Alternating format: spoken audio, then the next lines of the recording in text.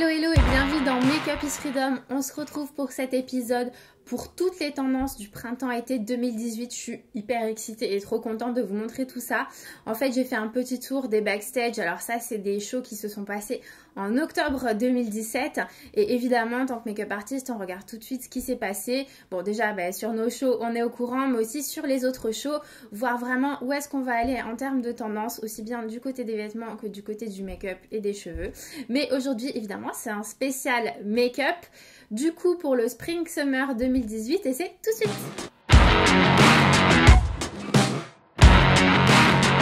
Bon, je vous ai fait une petite sélection de ce qui s'est passé backstage. Il y a des yeux, il y a des bouches, il y a du teint. Et on va attaquer du coup par la bouche. J'ai sorti 3 types de bouches rouges. Il y a eu beaucoup de réinterprétations de la bouche rouge cette saison. En voici une sur Max Mara que j'ai vraiment bien aimée parce qu'il y a un petit côté un peu fucked up, un petit peu détruit de la bouche. En gros, l'idée de toute façon cette saison, c'est qu'on prend les basiques et on les destroy.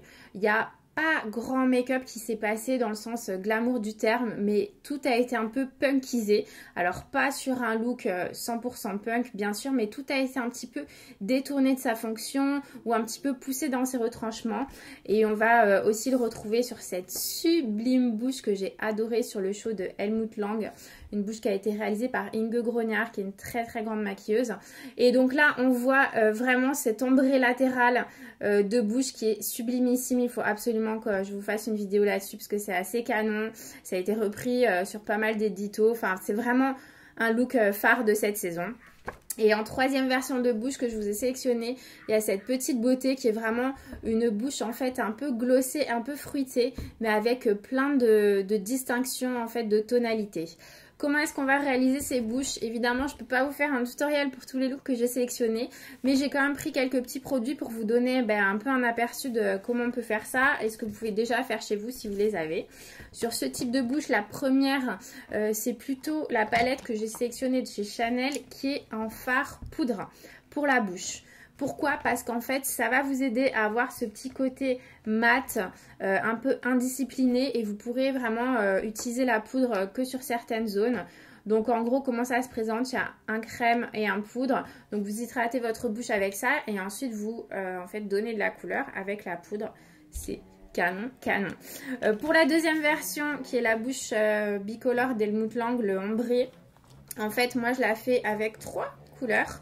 Un rouge de base, un marron un petit peu cramé et puis bien sûr du noir pour donner de l'intensité. Donc je fais ça avec les Lip Mix de chez MAC que vous connaissez et vous savez que je les adore. Pour la bouche un petit peu plus fruitée de chez Philosophie, en fait du coup je travaillerai ça plutôt avec des lacs. Ça c'est des lacs de Shuemura qui sont très pigmentés mais quand même donc avec une texture plutôt glossée. Vous allez le voir si je fais un swatch. Voilà, et avec des lacs en fait de 2 tonalités différentes et je vais en fait ensuite venir donner les imperfections directement avec du gloss transparent. Voilà pour ce qui est des bouches que j'ai sélectionnées. Donc il y a Helmut Lang, Philosophie et Max Mara. Et je vous mettrai bien sûr tout ça dans la barre d'infos. On va passer aux yeux. Alors les yeux, il y a eu énormément de liner noir. Par contre, pas un liner propre entre guillemets, pas un liner vraiment un peu pin-up, glamour simple, mais beaucoup de liners un peu destroy. Alors j'en ai sélectionné 4, mais il y en a des tonnes d'autres. Je vous mettrai tout ça en lien. Il y a celui de Jill Stewart que j'aime beaucoup, qui est un underliner et puis qui est pas forcément, vous avez vu, très hétérogène, pardon. Il est un petit peu fondu en revenant vers l'intérieur de l'œil. Il y a celui de Versus Versace, hommage Amy Winehouse, qu'on adore, voilà, donc version XXXL du liner. Il y en avait un aussi sur Tommy qui était vraiment canon et qui a été beaucoup fait au fard poudre, j'ai l'impression. Il est très mat en fait dans la texture et pareil, il n'est pas terminé, on voit bien qu'il ne revient pas jusqu'à l'intérieur de l'œil, qu'il n'est pas forcément hyper graphique, hyper dessiné, donc assez intéressant. Et puis il y a aussi celui de Tom Ford où il y a des petites paillettes noires aussi à l'intérieur qui sont assez cool.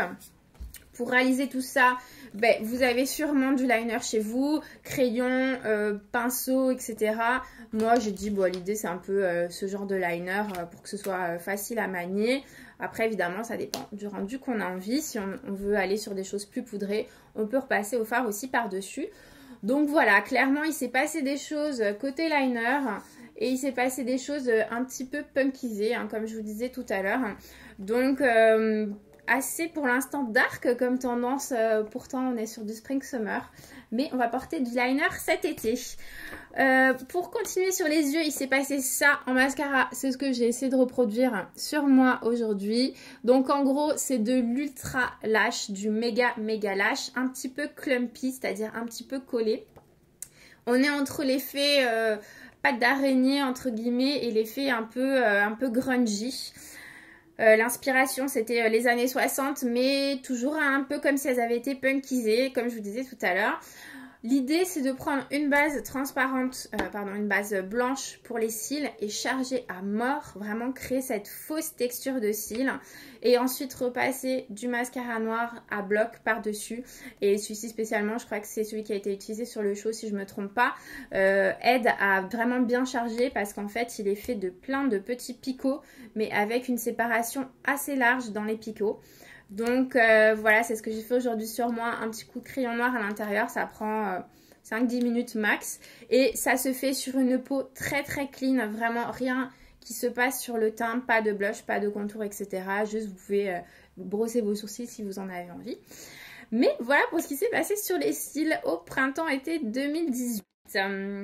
Sur les yeux, évidemment il y a toujours un petit peu de couleur qui arrive pour le printemps-été, bien que depuis 2-3 saisons, honnêtement il y en a quasi à toutes les saisons. Mais il y a eu un comeback du bleu sur le printemps-été, pas un bleu classique, le bleu clin ou un bleu marine, etc. Mais plutôt des bleus un peu peacock, un peu turquoise. Donc j'en ai sélectionné 3. Le plus mermaid, on dira sur Tadashi Shoji, et vraiment un travail de turquoise et de vert un petit peu plus. Et donc on a un trait de colle turquoise, on a du fard gras, du fard poudre dégradé. Je vous ferai ce look en tuto parce que je vais vous prouver que le bleu marche sur les yeux bleus. Et c'est pas un look forcément évident, on peut vite aller au kitsch, on dira. Donc je trouve ça assez intéressant de le faire en vidéo. Ensuite, on a quoi d'autre? On a chez Missoni, il y a eu beaucoup de pastels. Donc là, il y a un vert que j'aime beaucoup, un vert un peu pâle. Il y a eu aussi des bleus. Il y a eu, si je ne me trompe pas, des roses. Donc pas mal de couleurs pastel sur Missoni. Et assez intéressant, des formes plutôt d'aplat. Donc pas de dégradé, mais plutôt des formes assez franches et qui se finissent bien sûr en petite pointe de liner. Encore une fois, un autre liner chez Fendi avec là pour le côté vraiment bleu... peacock, bleu pan et encore une fois un aplat dessiné franchement carrément punk. Donc puis ça suit aussi dans les cheveux avec des extensions de la même couleur. Donc aussi assez intéressant à bosser pour cet été, de la couleur du bleu. Wouhou! En termes de teint, on va un petit peu calmer le jeu. Il n'y a pas eu, il y a eu beaucoup de travail d'highlight, mais plutôt de manière assez subtile. C'est-à-dire qu'on ne sort pas les ultra highlighters hyper chromés, etc. Mais plutôt des highlights travaillés en termes de texture un peu spa, un peu crémeuse, un peu onctueuse. Donc plutôt des highlighters de glow en fait, d'hydratation naturelle, comme s'il y avait un peu une surhydratation sur certaines zones. Et en blush, il y a vraiment une vraie tendance qui a émergé, c'était un peu le post-running flush. Donc vraiment un blush qui sortirait de la peau, qui viendrait vraiment directement de l'intérieur. Et moi j'en ai recréé 2 sur Y Project et sur Le Maire, c'est mes 2 shows. J'ai recréé un peu cet effet de blush, vraiment de visage un petit peu... entre tanné ce serait un peu tanné par la chaleur plutôt. Genre un peu amiche on dira, que j'ai punkisé sur les yeux en dégradant des crayons au doigt. Mais voilà, pour le niveau du teint, c'était un petit peu amiche qui a eu un coup de chaud dans les champs. Et sur Y Project, c'était un peu la même idée, mais vraiment très diffusé dans la peau, que ce se voit le moins possible, mais qu'on sente qu'il y a quand même ce petit coup de chaud. Donc ça va se passer avec... Ah bah oui, je vous ai pas montré les autres produits, mais c'est pas grave, je vais me rattraper après. Pour ce qui est du blush, ça va se passer en fait avec différentes tonalités de rouge à lèvres, comme si c'était en fait un blush crème. Et je crée vraiment du sur-mesure et je vais ombrer plus ou moins certaines zones du visage. Et je descends le blush ici, vous voyez, je vais vraiment envahir les joues. Donc un foncé un peu cramé, un rouge plutôt vif et un rouge un petit peu plus framboise. Donc c'est comme ça que ça s'est passé sur les deux shows.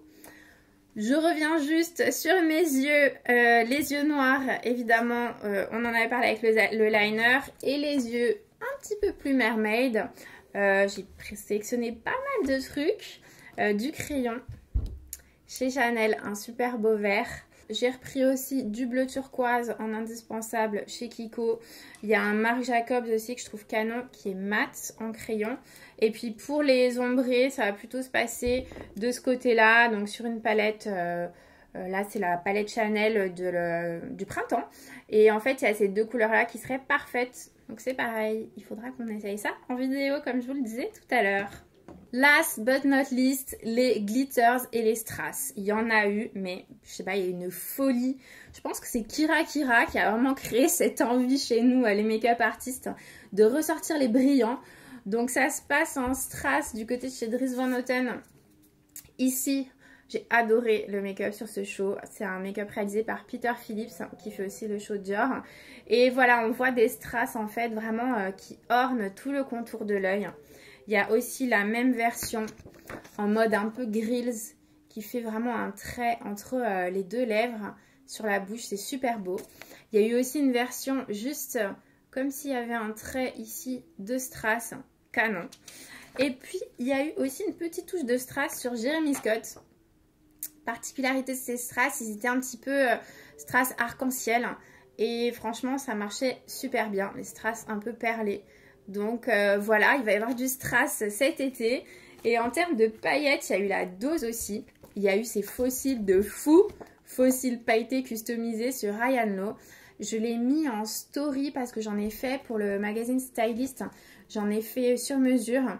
Donc je vous montrerai aussi en vidéo, en tournage, comment est-ce qu'on peut en fait... parce que ça, clairement dans le commerce, vous n'allez jamais y trouver. Mais comment est-ce qu'on peut customiser des fossiles et le faire à la maison? C'est assez simple, il faut juste un petit peu de patience pour le séchage.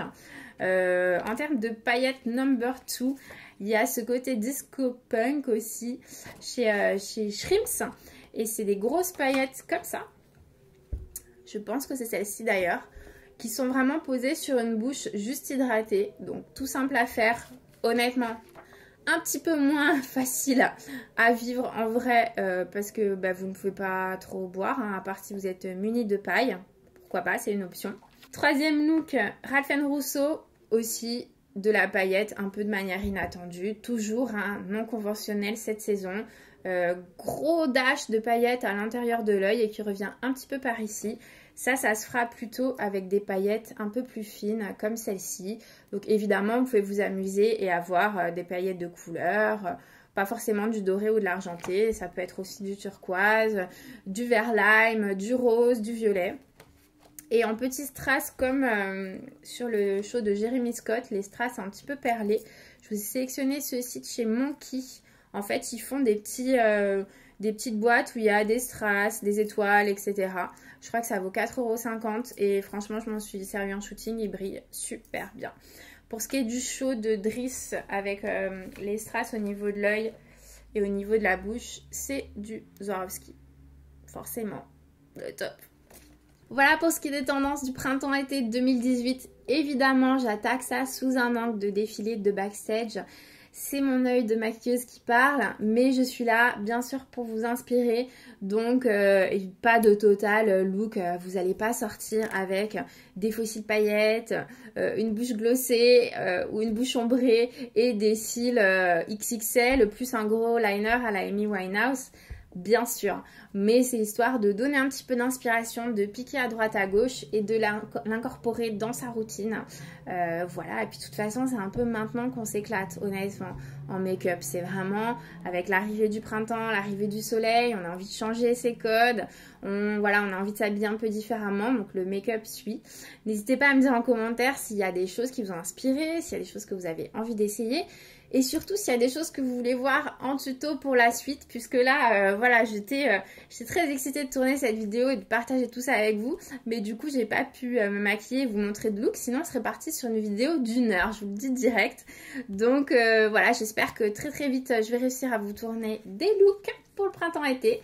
Je vous embrasse très fort, j'espère que cette vidéo vous a plu. N'hésitez pas, comme d'habitude, à me laisser des commentaires, à laisser des petits pouces si ça vous plaît. Et puis bien sûr à vous abonner, faire tourner. Allez, on y va à fond.